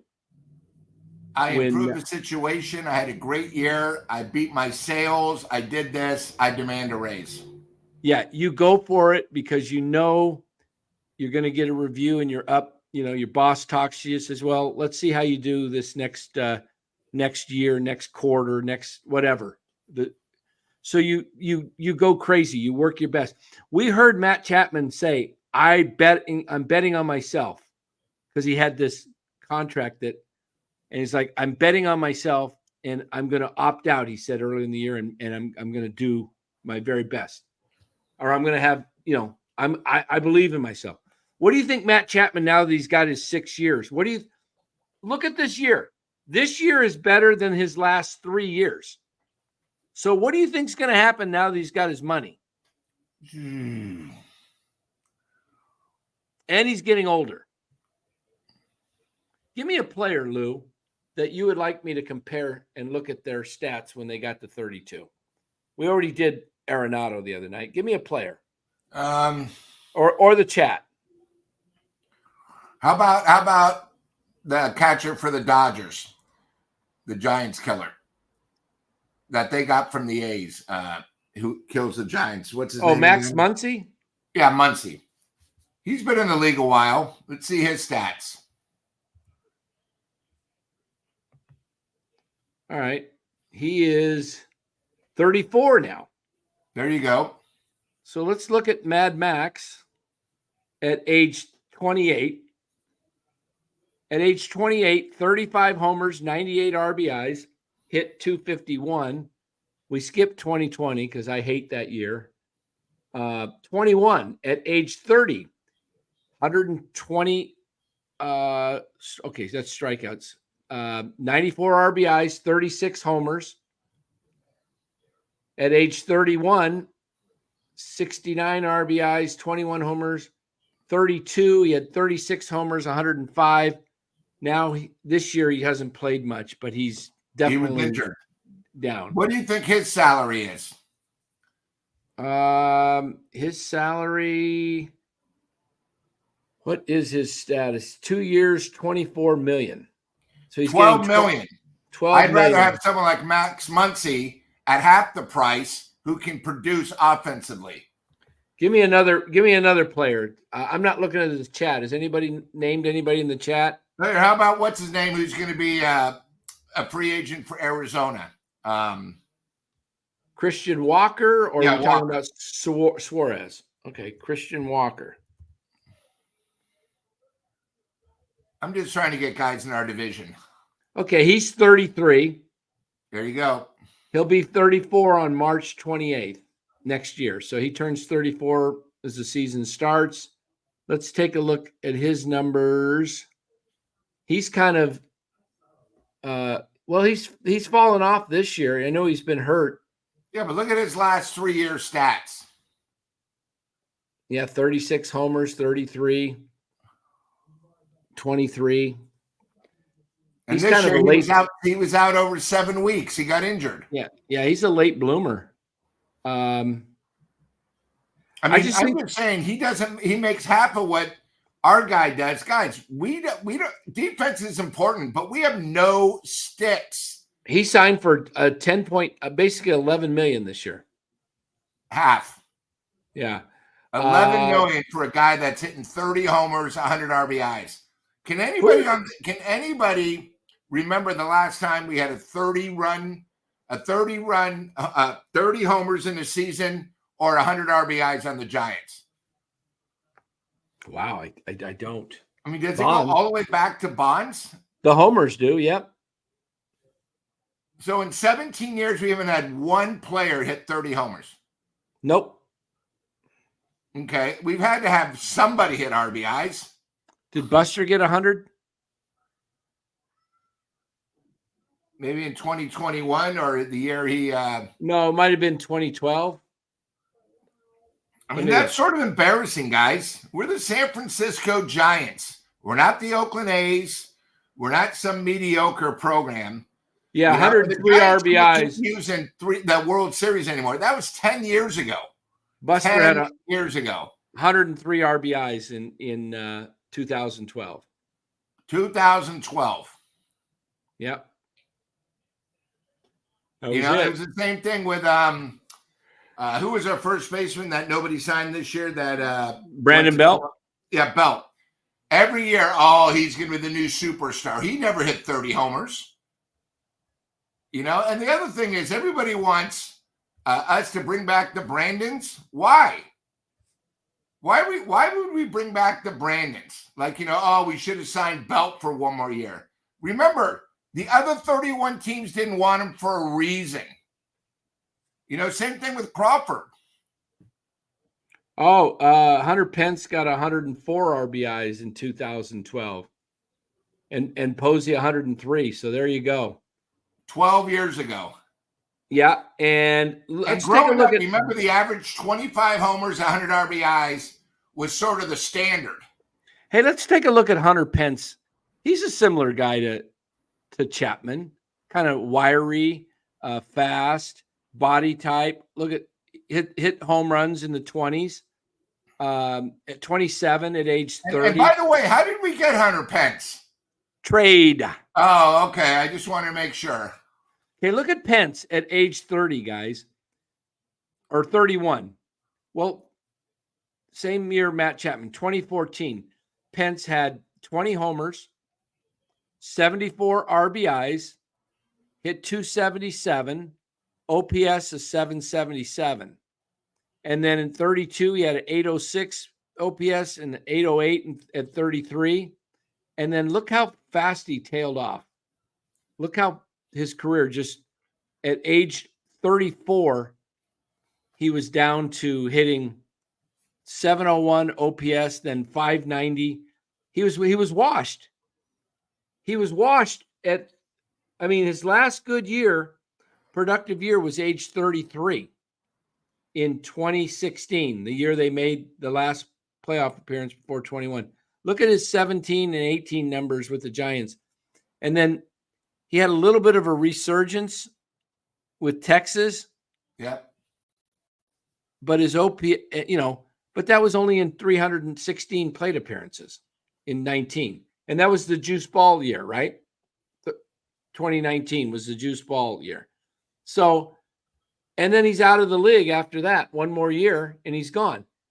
This is, look at age 34. He really fell off.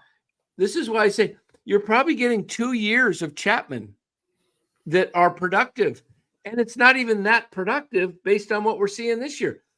People think it's great because the Giants finally have a guy with a name, right? He hit so many, he did well in Oakland, and he is an excellent ball player, but he's not worth 6 years and 150. I mean, I would have gone 3 years. I would have paid him more and just to have the lower like contract. 90 or something. Yeah, I would have done, okay, you know what? We'll pay you 5 more a year, but we're not going past 3 years. My goodness, 32, 33, 34, and then now you're going to have him for 35, 36, and 37. I'm telling you guys, look at me. I'm going to mark blow our it date right now. September 7th, 2030, okay. He will be a wreck. And remember, baseball is guaranteed, guys. It's guaranteed. Yeah. It's not like, oh, if we cut him, we're going to be responsible. I mean, talk to Bobby Bonilla. July 1st every year, they're still paying him from 20 years ago because his contract was backloaded. Yeah. This contract, I'm telling you guys, is going to be a disaster for the Giants because you know what's going to happen? You thought Evan Longoria's contract was rough and they only were paying him like $13 million. Yep. Now you're paying a guy $25 million in year 2027. You're going to have him for 25, 26. By the time year 2027 comes around and Bryce Eldridge is here and he's in his, second season, you're going to be going, man, we're weighted down with Matt Chapman because we got this young guy we want to plug in. But Chapman, we've got him for 3 more years, or actually 4 more years. The last 4 years of this contract, I would have been willing to go 2 years plus a third year, realizing my third year, I'm probably not getting much out of him. But years 4, 5, and 6, oh my goodness, you're going to be going, why do we have this? And we can't trade him because he's got a no trade contract. And there's no opt-outs or options. I mean, yeah, Elston Gunn says, think Brooks Robinson. He was fantastic with the glove, didn't hit much. You know what? That's a comp I want to look up because let's check guys, Brooks Robinson. Where have you gone, Joe? Okay, let's see. All right, Brooks Robinson played till he was 40. His offensive numbers, OPS, he was in the 8s at age 27. 28, he was flirting, right? 797 OPS, 18 homers. He had 28 homers at 27. So why is he hitting homers at, this pace? And then why does he fall off? Let's take a look. Let's take a look at Brooks because he played to 40. And we'll click. There you go. Brooks Robinson. Look at the yellow line mark. Is there a yellow line you're seeing? Okay. That's age 34. Okay. Yeah. He hit 20 homers. He had 663 plate appearances, drove in 92 runs, hit 272. Then the next year, 23 homers,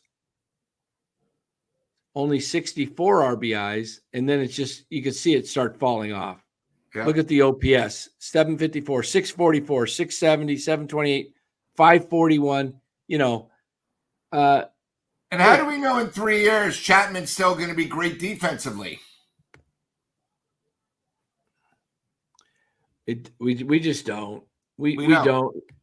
I mean, I don't like the Bear territory, says Robert DeVille. Yes, the Bears win. The Bears win. The Bears is on the field. So, yes, it was a big win for the Giants. For the Cal Bears. For the Cal Bears, it was a big win. But a guy and his dogs. I love it. He's got it right. Giants will be mediocre for the foreseeable future. Guys, I would bet the Giants finish in 4th place for sure next year. And if Farhan comes back, you won't even the season's ruined. If Farhan is not fired, 2025 is ruined before it even gets started. Before the winter meetings start, it's ruined. You think this guy can go out and recruit? I mean, the trades, Lou, they just got to happen because you're not getting the free agents. The one free agent I would go after, I would go heavily after Willie Adames, simply because they need a strong shortstop and he's a stabilizing guy. Now you stabilize the left side of the field with Chapman there should be solid for at least 2 good seasons. Chapman will be good for a couple years, but I think he, and I do think the fact that he got his contract is going to be mentally, he's not going to be playing for as much. So you're not getting Soto. Just mark that down. Again, they get Juan Soto. I'll bring the camera up this close. Yep. And I'll put a big cream pie, humble cream pie. I'll be on the show. Me and Buster will be fired up for you. Yeah, right. And then I'll have I'll put the camera on and I'll have Buster lick the whole there thing you off go. me. If the Giants get Juan Soto, okay, that will be my. That's what I'm saying. So I don't see Juan Soto coming. I'm telling the chat, we're not trying to be negative. It's just that right now we have a very mediocre team. The free agent class, it's really Soto and maybe a bunch of has-beens. So there really isn't a way to get it unless we make a trade. Guys, all we're trying to bring up is we're in the NL West. We're 4th out of 5 teams. We need to find a way to improve it. First step, get rid of Farhan so we actually can do it. But this sort of reminds me of when the Giants bought in a new GM and they made the trade when they traded Matt Williams. The Giants were coming off a bad season. They needed to do something. I mean, this is sort of where we're at because last year was just as bad as this year. Right. A guy and his dog. I'm safe. No way Soto. There's no way Soto comes here. He ain't coming here. He ain't coming here, guys. Yeah, I'm telling you what's going to happen with Soto. He's going to be down in the Mets and Yankees, and then go, oh, there's a mystery team. Could be the Giants, and then he's going to act like he's interested in the Giants. He'll do the Judge deal, show up. Farhan, they'll be whining and dining and say, and then he'll act like, and the price will just get driven up. I got an offer from the Giants. I got 12,600. That's what an agent is. And remember the BS when Judge came to visit his parents and they said, oh, he's meeting with the Giants behind closed doors. The Giants have lied so bad. The same thing. They did not offer Ohtani the exact same contract. Oh, come on. The Giants would never have been thought enough to actually say, hey, we'll pay you $2 million this year and we'll backload everything and we'll give you merchandise. No, whatever the Giants say, you guys got to remember, Susan, Alex, they're on the Giants' payroll, so that's their job. Can I make a comment about Alex Pavlovich here, guys? The Giants insider. Yeah. Look, guys, if you listen to Pavlovich on NBC Sports Bay Area, he talks like, that the Giants are a good team and that they're capable of making a run. I told you guys no. I told you no. It's not going to happen. I told you from day one. And how do these guys become Giants insiders? Does Pavlovich look like he ever, had a bat in his hand? Right place at the right time. Come on. Look, guys, it's and they're just trying to sell papers or their product. They lie. They lie. Yeah, it's just a bunch of talk to keep guys interested. I wished I could find it. I had it the other day. and I saw it on Twitter and I was listening to it. And you know how, I don't know if you've ever go to hit something and it moves, it's gone Yeah. and you can't find it. Michael Kay of the Mets was ripping, absolutely ripping Verdugo. And and I wanted to put a post on and say it would be refreshing to hear Giants announcers or Bay Area announcers talk this way. He said something about, come on, Verdugo. He called him a little boy. He says, you're nothing but a little boy. Hit the ball or something like that. And I was like, could you imagine? That's New York for you, though, because they don't settle for anything but New York, top. Philly. Yeah, they don't want any of this garbage. Like, I don't mean to be negative, but, everything's gotten old. Our announcers are homers. They complain about everything. I mean, like I said earlier during the season, I think it might be time for Kruk and Kipe to maybe say, hey, we're going to have one more year. We need to refresh everything about the Giants. They have a boring product. It's gotten old. And you guys will see this next homestand when we play San Diego, there'll be more San Diego fans than Giants fans. Milwaukee. And the Brewers, the place is going to be empty. Because they don't have the $10 tickets anymore. They don't have buy one, get one free, 501s. They can't offer them. Yeah, look, you're playing the Brewers on Tuesday night right after Monday Night Football, Niners, Yeah. and everybody's going to be talking Niners. No one wants to go watch it. Why? I don't understand why the fans keep showing up. Why do you show up to support this team? Do you realize that you actually have some pull if you just said we're staying away and let's say there was only 388 people in the house. Do you think that might speak to the ownership? Yeah. Why would you go out there and pay money to watch and support this club? They're not doing anything for you. Exactly. I understand you like baseball. Watch it on TV. But paying money to continue to go out and pay money with a crappy team like this, and I watch people in the stands and they're all into the game and they're jumping up and down, and I'm like, you're just rooting for them. Every win is just a little check mark in Farhan's box to bring them back. You should want this team to just be destroyed, and so that they can actually make change, positive change. As long as they win 77 plus games, they're at 69 wins right now, right? 69 and 72. Correct. They pretty much, to get Farhan out of here, have to go like 4-15. Seriously. And if the Giants turn 500, that means in Farhan's 6 years, one winning season. We don't care about the division title, and one playoff in 6 years. Yeah. And they're going to keep bringing it back. And again, we talked about the future. We literally might have a worse team next year than we do this year. I mean, what do you have to look forward to? The schedule? The Yankees aren't coming here. Nobody cares about the A's. We already know the season ticket holders have dropped down. They can't keep coming, bringing people back next year. Oh, God, the 11th anniversary of the last World Series. They've run out of things to give away. Oh, next year's the 15th anniversary, though, Lou, of the 2010 World Series. Oh, okay. Sorry. That'll be the big thing. Yeah, big thing. And then they'll do some stupid, all their giveaways, and the people will come in. Hey, look, I got my little. Did you see what they're doing with the Padres? They're so desperate. They're giving away 49er hats. Oh, no. That's the giveaway. Oh, bring in the 49er fans. 49er hats for the fans.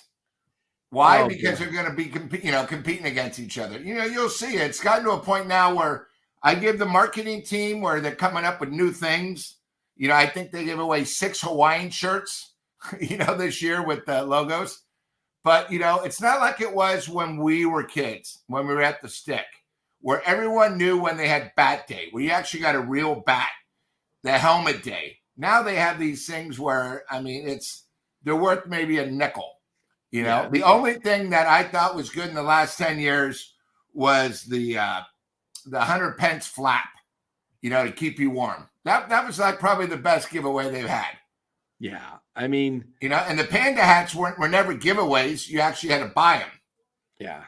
So. This is just hard to watch. I would, you know, I put a lot of money out, you know, when I bought my season tickets, and, you know, I had them in 21, the big year. I had them in, and I bought them beginning of the season, and then I had them in 22.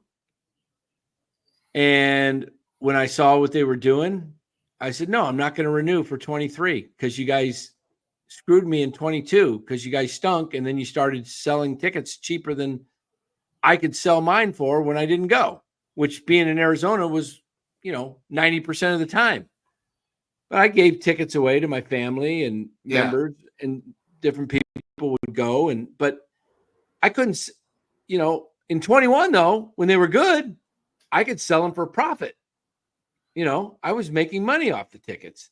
All right. Well, here's a question, Dan. So tomorrow, it said on ESPN the game was on Apple TV. One of the people on the chat said no, it's on Comcast. So tomorrow being the opening of the NFL, is the chat going to be watching the Giant game, or are you going to be watching the Raiders Charger game, or the Browns Cowboy game?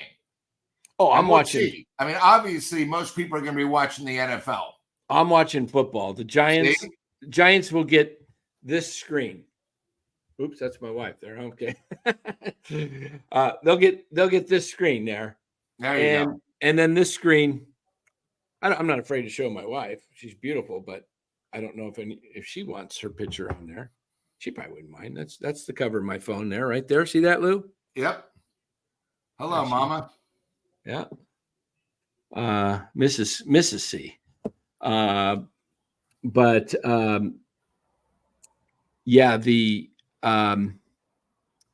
I would say this, that it's tough. Tomorrow night, guys, by the way, we're going to get out of here. We're going to wrap this up. Tomorrow, we'll do our post-game show between the football games. We got the morning and the afternoon, and then you got the Sunday night game, which I'm very intrigued by. I want to watch the Rams at Detroit. That's going to be a really good game.